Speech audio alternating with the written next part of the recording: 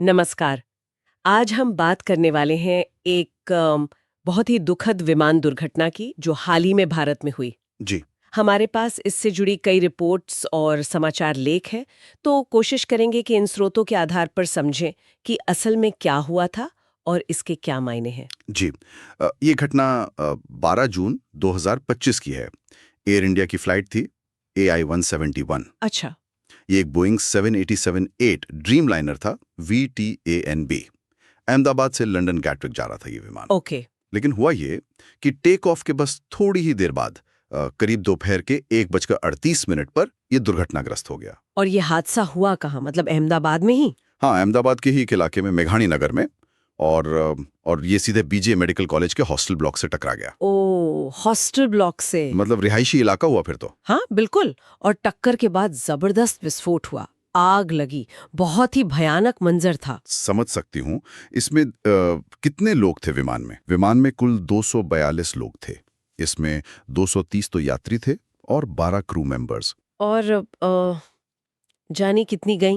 देखिए, विमान में सवार 242 में से 241 लोगों की मृत्यु हो गई। लगभग सभी? हाँ, लगभग सभी। और क्योंकि ये हॉस्टल पर गिरा तो जमीन पर भी कम से कम 38 लोगों की मौत की पुष्टि हुई है। हे भगवान।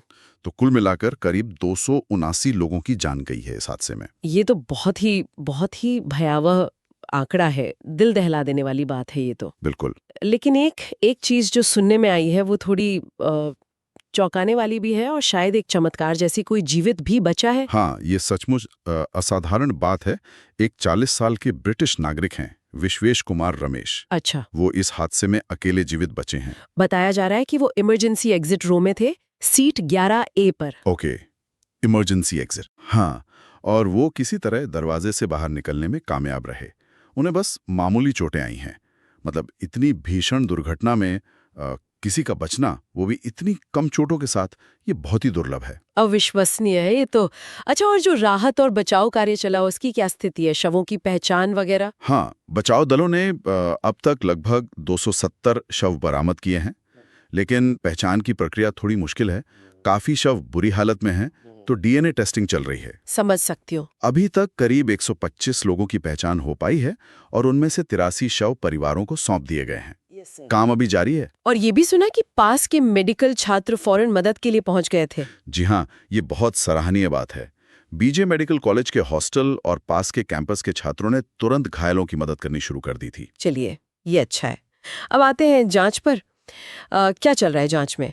सबसे जरूरी ब्लैक बॉक्स मिले क्या? हाँ, ये राहत की बात है कि दोनों ब्लैक बॉक्स में गए हैं। फ्लाइट डेटा रिकॉर्डर यानी FDR और कॉकपिट वॉइस रिकॉर्डर CVR। अच्छा, दोनों मिल गए? जी, CVR का विश्लेषण अभी चल रहा है। इससे पता चलेगा कि आखिरी पलों में कॉकपिट में क्या बातचीत हुई, कोई अलार्म बजा या नहीं, मतलब माहौल कैसा था। ये बहुत जरूरी होता है समझने के लिए। हाँ, ये तो बहुत अहम सुराग दे सकता है। और फ्लाइट डेटा रिकॉर्डर से कुछ शुरुआती जानकारी मिली? हाँ, शुरुआती डेटा जो देखा गया है वो ये बताता है कि विमान टेक ऑफ के करीब 17 सेकंड बाद ही, मतलब बहुत कम ऊंचाई तक गया और फिर तेजी से नीचे आने लगा। सिर्फ 17 सेकंड और फिर नीचे? जी। और एक और बात ध्यान देने वाली है कि लैंडिंग गियर नीचे ही थे। उन्हें वापस अंदर नहीं खींचा गया था टेक ऑफ के बाद। लैंडिंग गियर नीचे थे? अच्छा। तो इन बातों के आधार पर जांचकर्ता क्या सोच रहे हैं, मतलब क्या थ्योरी बन रही है? देखिए, अभी ये सब शुरुआती सिद्धांत ही हैं, कोई पक्का निष्कर्ष नहीं है। लेकिन जांचकर्ता इस संभावना को देख रहे हैं कि शायद दोनों इंजन फेल हो गए हों। दोनों इंजन एक साथ? हाँ। हाँ, डबल इंजन फेलियर। ये बहुत ही रेयर होता है, खासकर टेक ऑफ के तुरंत बाद। पर क्योंकि विमान ऊपर नहीं चढ़ पाया और गियर भी नीचे थे, तो इस एंगल से जांच हो रही है। और इसके पीछे क्या वजह हो सकती है, मतलब बर्ड हिट या इंजन में ही कोई खराबी? दोनों ही संभावनाएं हैं। हो सकता है कोई पक्षी टकराया हो या फिर इंजन में ही कोई अंदरूनी मैकेनिकल प्रॉब्लम आई हो।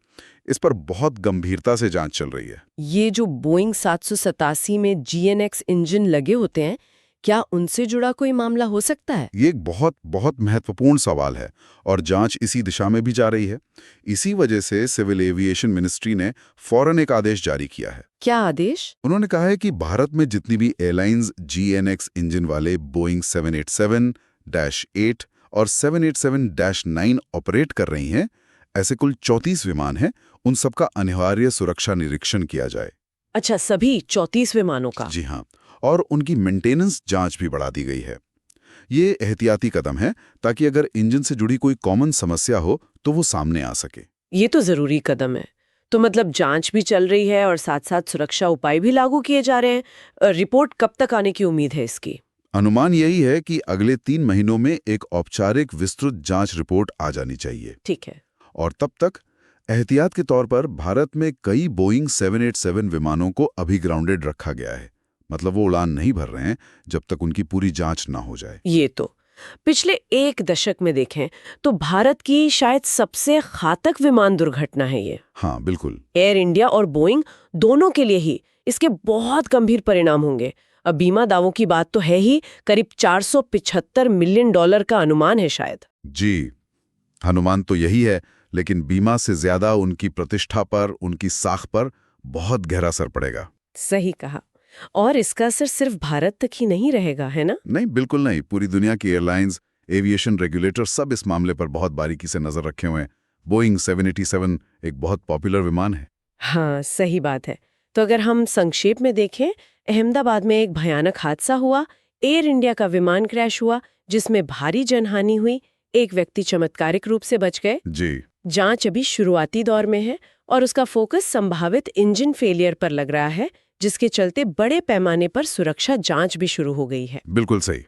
अब देखना यह होगा कि इस जांच का नतीजा क्या निकलता है, और इसके नतीजे न सिर्फ भारत में बल्कि पूरी दुनिया में बोइंग 787 विमानों की सुरक्षा और उनके ऑपरेशन को कैसे प्रभावित करते हैं। हाँ, ये सवाल तो है, असल वजह क्या निकलेगी? कोई तकनीकी खराबी, कोई बाहरी फैक्टर या कुछ और ही? और इससे जो सबक मिलेंगे वो भविष्य में ऐसी दुखद घटनाओं को रोकने में कितने कारगर होंगे, ये देखना बहुत जरूरी होगा। बिल्कुल, ये आने वाला वक्त ही बताएगा।